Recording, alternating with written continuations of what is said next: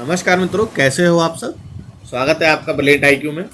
और आज हम देखने जा रहे हैं एनसीईआरटी क्लास 6 की अध्याय 5 को, जिसमें हमने 4 अध्यायों को पीछे कवर करा चुके हैं, जिसको आप एक प्लेलिस्ट में जाके देख सकते हैं। हमने प्लेलिस्ट बना रखा है इसमें, ठीक है।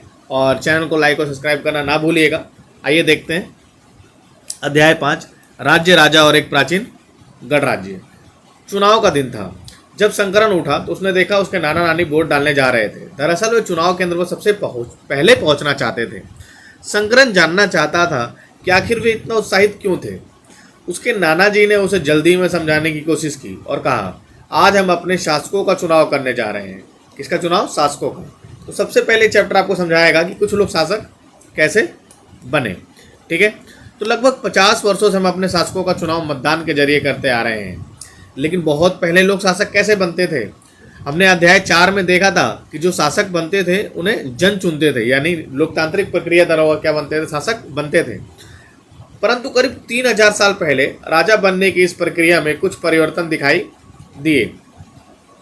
कुछ लोग बड़े बड़े यज्ञों का आयोजन कर राजा के रूप में प्रतिष्ठित हो गए। अश्वमेध यज्ञ। अश्वमेध यज्ञ एक ऐसा ही आयोजन था। इसमें एक घोड़े को राजा के लोगों की देखरेख में स्वतंत्र विचरण के लिए छोड़ दिया जाता था। राम ने भी तो छोड़ा था ऐसे घोड़े को, जिसे लव कुश ने पकड़ लिया था।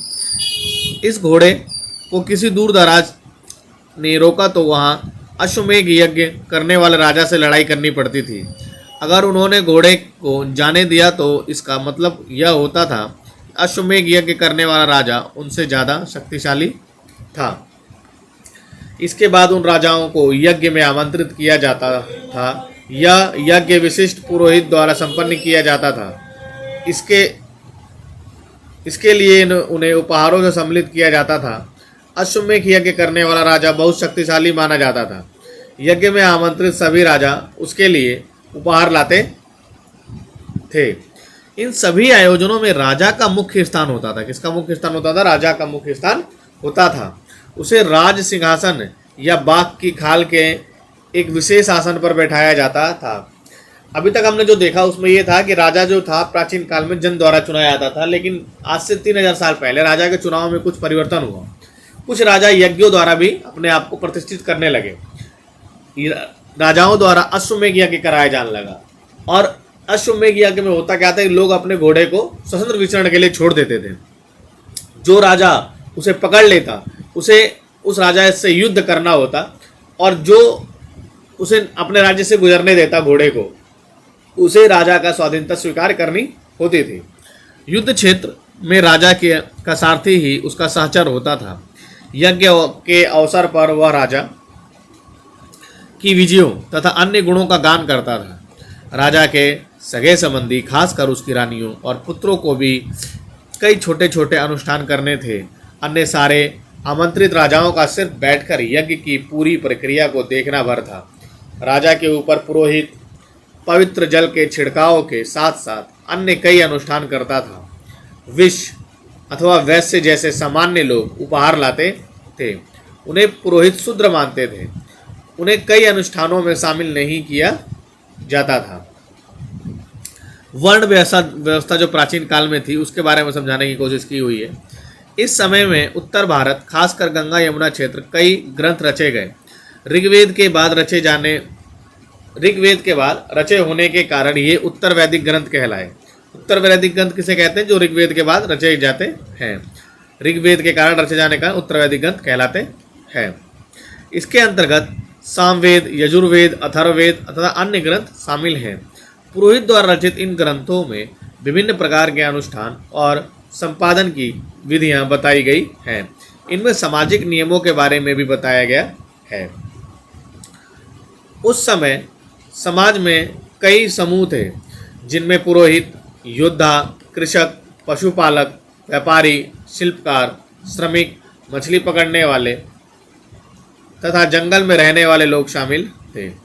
जहां कुछ पुरोहित तथा योद्धा वैभवशाली थे, वहीं कुछ कृषक और व्यापारी भी धनवान थे। दूसरी ओर पशुपालक, शिल्पकार, श्रमिक, मछली पकड़ने वाले, शिकारी और भोजन संग्राहक निर्धन थे।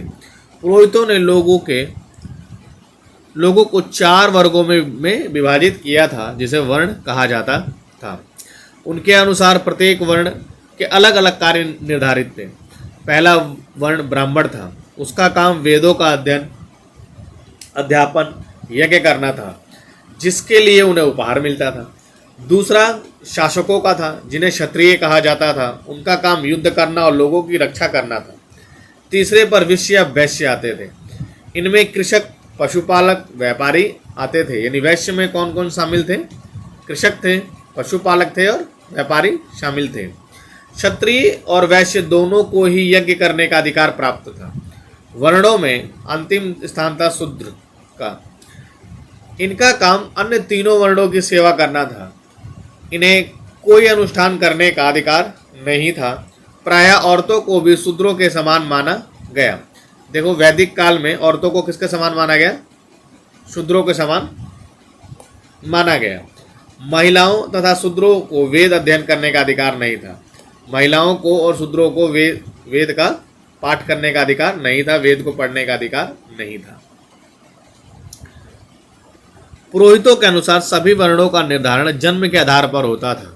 उदाहरण के तौर पर ब्राह्मण माता पिता की संतान ब्राह्मण होती थी। बाद में कुछ लोगों को अछूत माना गया। अछूत वर्गों में कुछ शिल्पकार, शिकारी, भोजन संग्राहक शामिल थे। साथ ही इनमें वे लोग भी आते थे जो शवों को दफनाने, जलाने का काम करते थे। इन लोगों से संपर्क अपवित्र माना गया। कई लोगों ने ब्राह्मणों द्वारा बनाई गई इस वर्ण व्यवस्था को स्वीकार नहीं किया। कुछ राजा स्वयं को पुरोहित से श्रेष्ठ मानते थे। कुछ लोग जन्म के आधार पर वर्ण निर्धारण सही नहीं मानते थे। इसके अतिरिक्त कुछ लोग व्यवसाय के आधार पर लोगों के बीच भेदभाव उचित नहीं समझते थे, जबकि कुछ लोग चाहते थे कि अनुष्ठान संपन्न करने का अधिकार सबका हो। कई लोगों ने छुआछूत की आलोचना की। इस उपमहाद्वीप के पूर्वोत्तर क्षेत्र जैसे कई इलाके सामाजिक आर्थिक असमानता बहुत कम थी। यहाँ पुरोहित का प्रभाव भी बहुत सीमित था। जनपद, जनपद के बारे में देखेंगे। जनपद क्या था? ठीक है, जनपद कैसे बना? महायज्ञों को करने वाले राजा अब जन के राजा ना होकर जनपदों के राजा माने जाने लगे। जनपद का शाब्दिक अर्थ जन के बसने की जगह होता था। ठीक है, कुछ महत्वपूर्ण जनपद जो हैं मानचित्र 4 में दिए गए हैं। मानचित्र देख लेते हैं कहाँ है। जेरा मानचित्र,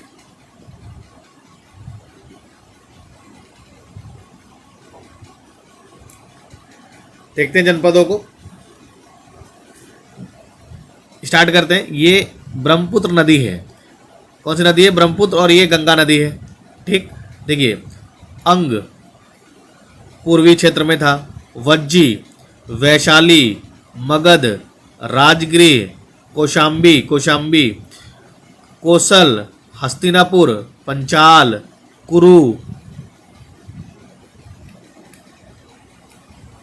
ठीक है, अवंती, उज्जैन, ठीक, और गंधार, तक्षशिला। ये क्या थे? ये महाजनपद थे। ये क्या थे? ये महाजनपद, उस टाइम के महाजनपद रहे थे। ठीक है, टोटल ये 16 थे। टोटल इनकी संख्या कितनी थी? 16 थी। तो कितने हो गए? 1 2 3 4 5 6 7 8 9 10 11 12 13 14। ठीक है, और कहीं आपको दिख रहा है?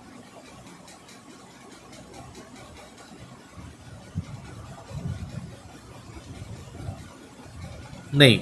ठीक है, इसमें नहीं है गिवन। मैं आपको बता देता हूँ 16 जनपद कौन कौन से थे। ठीक है, मैं आपको 16 जनपद का नाम बता देता हूँ। 16 जनपद कौन कौन से थे और उनकी राजधानियाँ आपको बता देता हूँ। ठीक है,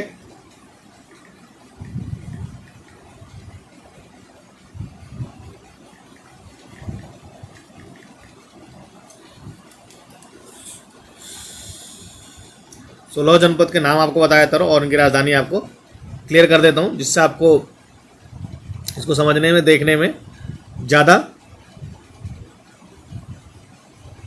कठिनाई ना हो और आप किसी भी एग्ज़ाम में अच्छे से कर सकें। ठीक है, तो पहला जनपद जो था अंग था, और अंग की राजधानी जो थी वो थी चंपा। क्या थी? चंपा। दूसरा जो था वो था काशी। और काशी की राजधानी जो थी वो थी वाराणसी। ठीक, तीसरा था वत्स, और वत्स की जो राजधानी थी वो थी वैशाली। फिर देखते हैं कौशल, और कौशल की राजधानी थी श्रावस्ती। मल्ल, मल्ल की जो राजधानी थी वो थी कुशीनगर। पंचाल, और पंचाल की राजधानी अहिछत्र।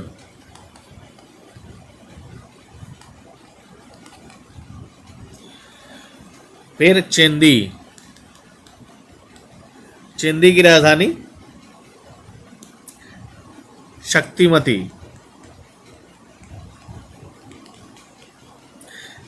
ठीक, फिर कुरु, कुरु की राजधानी थी इंद्रप्रस्थ। मत्स्य, मत्स्य, मत्स्य की राजधानी विराटनगर।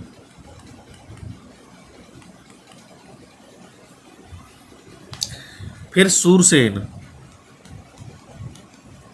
सूरसेन की राजधानी थी मथुरा। फिर गंधार, गंधार की राजधानी तक्षशिला।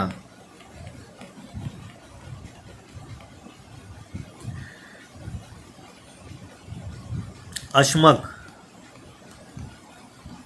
अशमक की राजधानी थी पोटली या पोतन, पोटली या पोतन। अगला था मगध, मगध की राजधानी आप सबको पता है गिरी,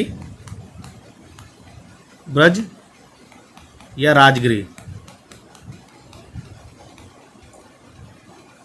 अवंती, अवंती की राजधानी थी उज्जैन, उज्जैनी या महिष्मती। ये 16 महाजनपद और उनकी कुछ राजधानियां हैं। ठीक है, और लगभग एग्जाम में यहाँ से एक क्वेश्चन आता ही आता है। ठीक है, तो कहाँ थे हम, आते हैं अपनी जगह। अपने पुरातत्वविदों ने इन जनपदों को की कई बस्तियों की खुदाई की। दिल्ली में पुराना किला, उत्तर प्रदेश में मेरठ के पास हस्तिनापुर और एटा के पास अतरंजी खेड़ा इनमें प्रमुख है। खुदाई से पता चला कि लोग झोपड़ियों में रहते थे और मवेशियों तथा अन्य जानवरों को पालते थे।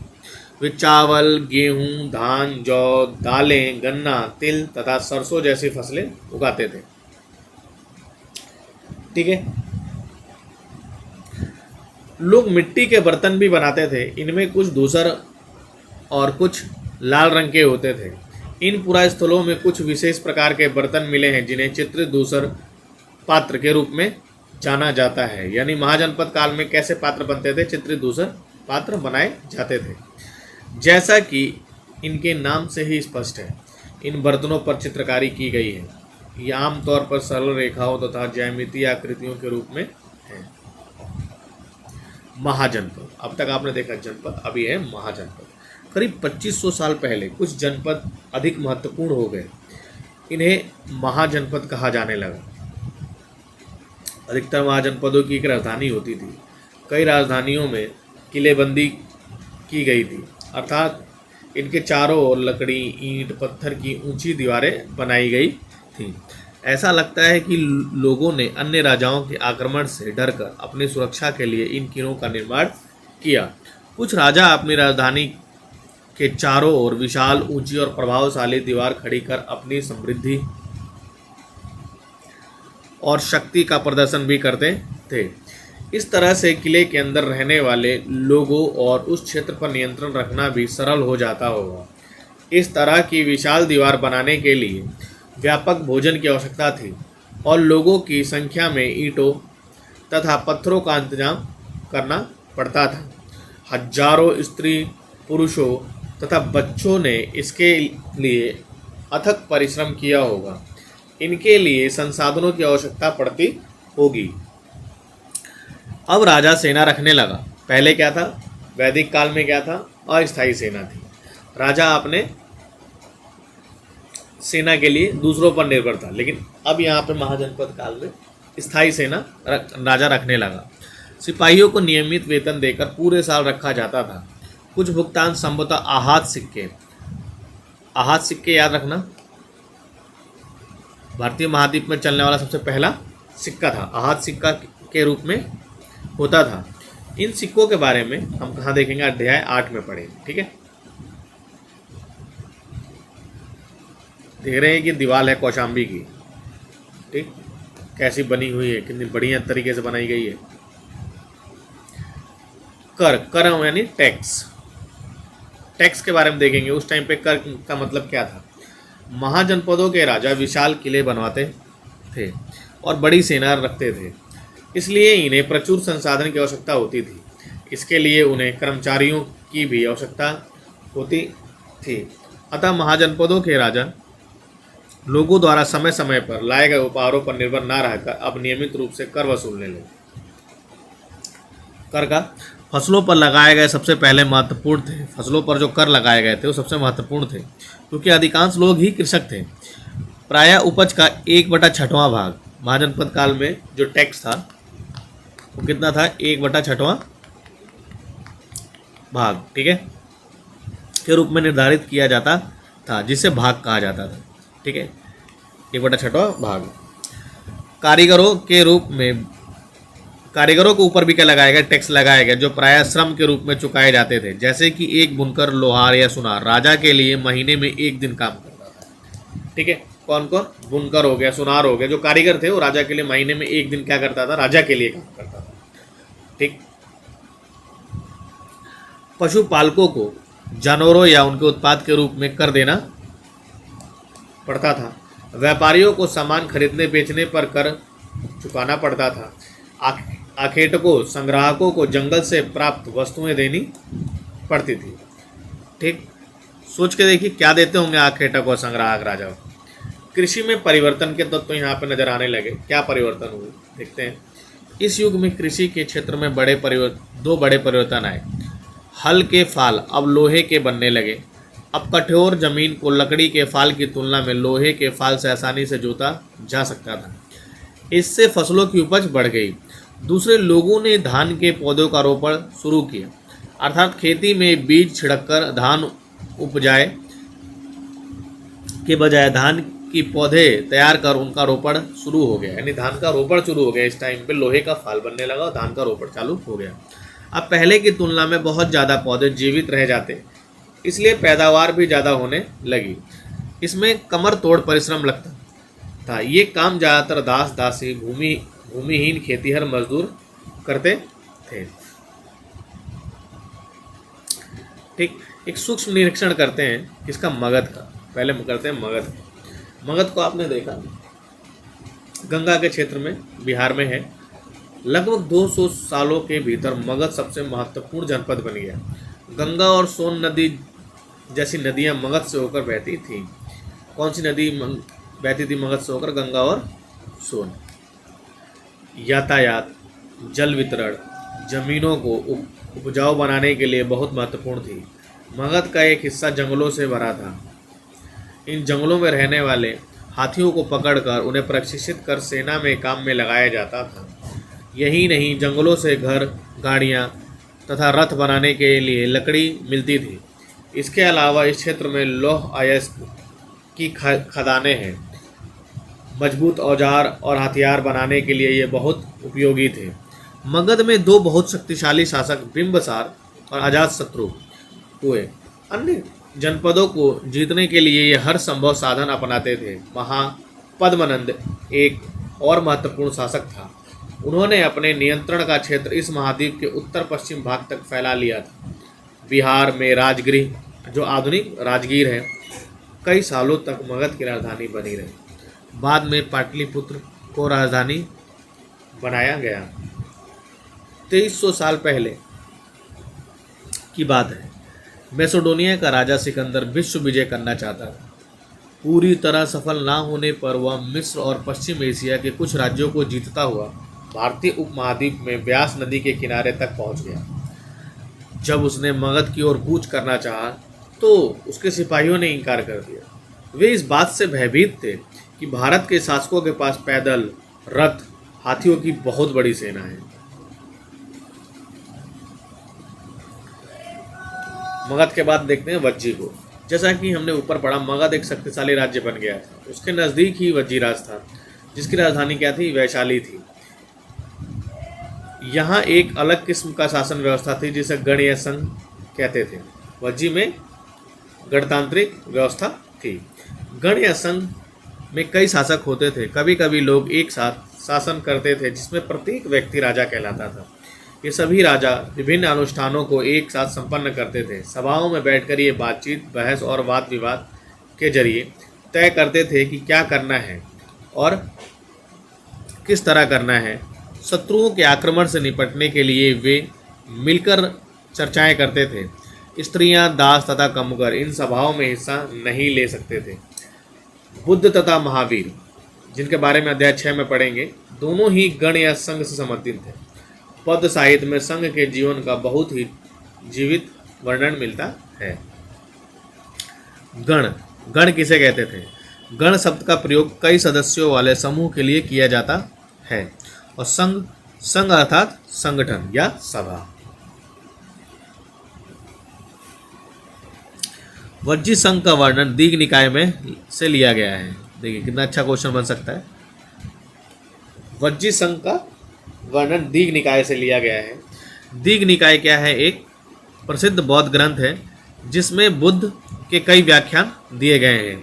इन्हें करीब 2300 साल पहले लिखा गया था। अजातशत्रु और वज्जी संघ। अजातशत्रु वज्जी संघ पर आक्रमण करना चाहते थे।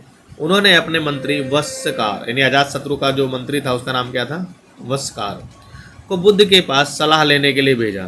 बुद्ध ने उनसे पूछा कि क्या वज्जी सभाएं नियमित रूप से होती हैं तथा उनमें सभी सदस्य उपस्थित होते हैं। जब उन्हें पता चला कि ऐसा होता है, उन्होंने कहा, वज्जीवासी तब तक उन्नति करते रहेंगे जब तक वे पूर्ण और नियमित सभाएं करते रहेंगे, आपस में मिलजुल कर काम करते रहेंगे, पारंपरिक नियमों का पालन करते रहेंगे, बड़ों का सम्मान, समर्थन और उनकी बातों पर ध्यान करते रहेंगे।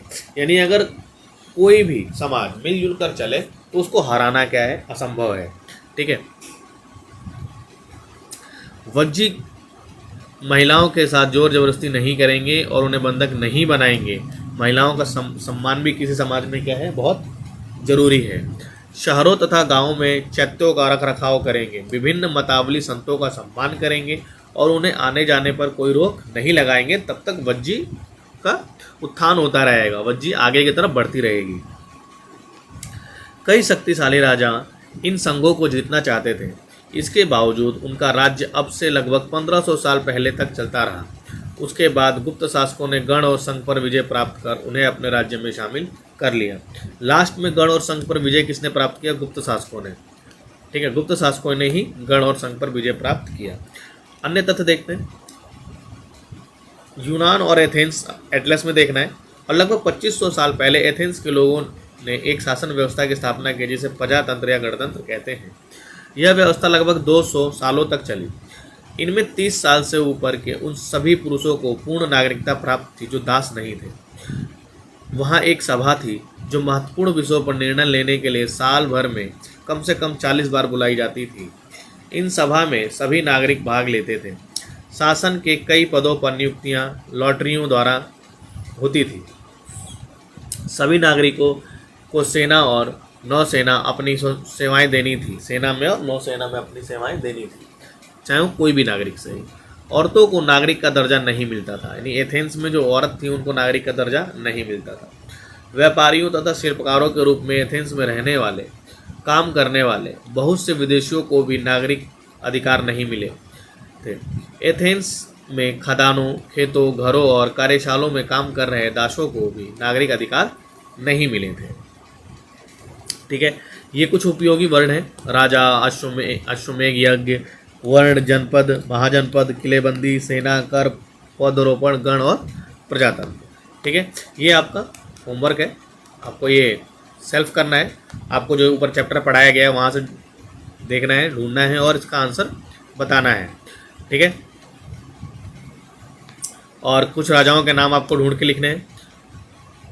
और जो क्वेश्चन दिया गया है, क्वेश्चन को 100 वर्ड में लिखना है और कमेंट करना है कि आपसे ये क्वेश्चन कैसा लगा, आप कितना लिख पाए और कितना आप इसको समझ पाए। ठीक है, और लाइक और सब्सक्राइब करना ना भूलिएगा। मिलते हैं आपसे अगली कक्षा में। ठीक है, धन्यवाद।